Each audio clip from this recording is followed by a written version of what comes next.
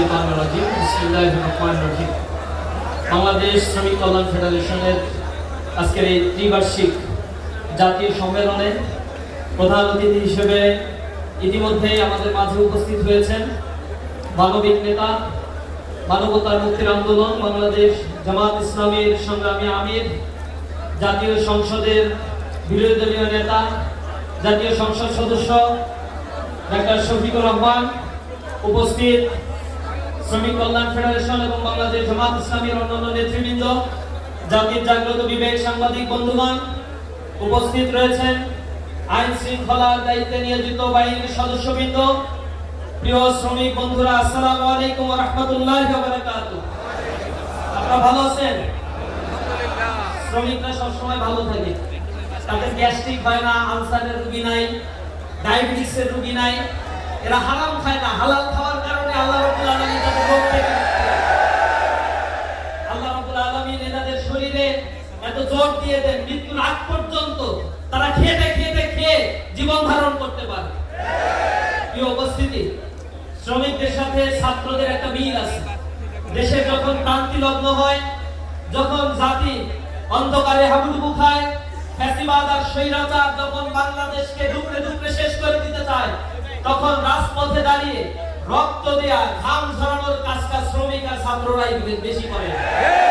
সুতরাং এই বাংলাদেশের মানচিত্র, এদেশের সার্বভৌমত্ব, এদেশের স্বাধিকারের জন্য যারা গুরুত্বপূর্ণ ভূমিকা রেখেছে তারা হচ্ছে এই শ্রমিকেরা।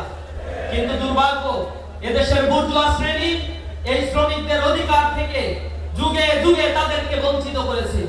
এদেশের 85% মানুষ, যাদের আমরা জানি যে মাত্র 10% সম্পদ, 10% মানুষ 85% সম্পদ এদেশে জিম্মি করে রেখেছে।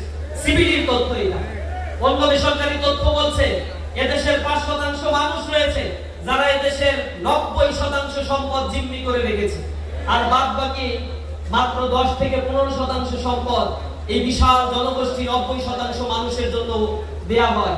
অর্থাৎ এদেশের সম্পদের ডিসেন্ট্রালাইজেশন নাই। এদেশের খেটে খাওয়া মানুষ, শ্রমিক মানুষদেরকে তিলে তিলে এদেশে আরো বেশি সাপ্রেস করা হচ্ছে। আর বুর্জোয়া শ্রেণী পুঁজিপতিতার কারণে সম্পদের পাহাড় করে কোটি কোটি টাকা লুটতরাজ করে তারা সম্পদের পাহাড় করে তুলছে। এদেশের শ্রমিকের মর্যাদা, অধিকার আদায়ের জন্য যারা কথা বলবে তারা দুর্নীতিগ্রস্ত হয়ে পড়ছে।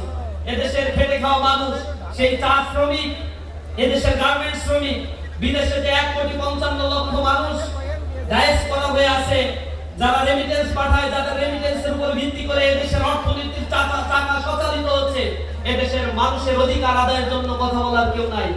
আমরা হতবাক হয়ে যাই যখন দেখি বিদেশে যে শ্রমিকেরা, যাদের রেমিটেন্সের কথা বারবার বলা হয়, যাদের রেমিটেন্সের কারণে এদেশের রিজার্ভ অনেক বেশি বৃদ্ধি পেয়েছে, এদেশের অর্থনীতির চাকা সচল হয়, কিন্তু সেই বিদেশি শ্রমিকদের জন্য কথা বলে না কেউ, মুখে কুলুপ পেটে আটকে থাকে, বসে থাকে।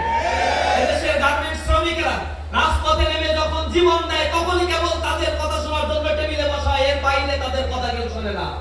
চা শ্রমিকদের ন্যূনতম মজুরি নিয়ে এদেশে আন্দোলন করে ওঠে না রাজনৈতিক নেতৃত্বে। যখনই এগুলো হয় না, তখন এদেশের শ্রমিকেরা হতাশগ্রস্ত হয়। এদেশে এখনো পর্যন্ত 6,40,00,000 মানুষ দারিদ্র সীমার নিচে বসবাস করছে। গত মাসের রিপোর্টে বলা হয়েছে এদেশের অর্থনৈতিক সংকটের কারণে, তেলের সংকটের কারণে, দ্রব্যমূল্যের ঊর্ধ্বগতি বেড়ে যাওয়ার কারণে আরো 17 লক্ষ মানুষ যারা এই দারিদ্র সীমার নিচে চলে গিয়েছে। অর্থাৎ এখন বর্তমানে প্রায় 6.5 কোটি মানুষ রয়েছে যারা দারিদ্র সীমার নিচে বসবাস করছে। তাদের নিয়ে পরিকল্পনা করা, তাদের কর্মসংস্থান সৃষ্টিতে উদ্যোগী হওয়া, টেকনোলজির যে ব্যবহার তাদেরকে শেখানো, এই জাতীয় বিষয়গুলোতে এখনো পর্যন্ত নজর দেওয়া হচ্ছে না। আমি সর্বোপরি অনুরোধ জানাবো, শ্রমিক কল্যাণ ফেডারেশন এদেশের মানুষের জন্য, খেটে খাওয়া মানুষের কণ্ঠস্বর হিসেবে আবির্ভাব হয়েছে। এদেশে ইসলাম ছাড়া মানুষের মুক্তি কখনোই মিলতে পারে না। ইসলামই একমাত্র মানুষের শান্তির বার্তা নিয়ে এসেছে। সেই ইসলামকে দিয়েই এই সমাজ ব্যবস্থাকে যদি গড়ে তোলা সম্ভব হয়, তাহলে এই শ্রমিকের প্রকৃত অধিকার এই দেশে বাস্তবায়ন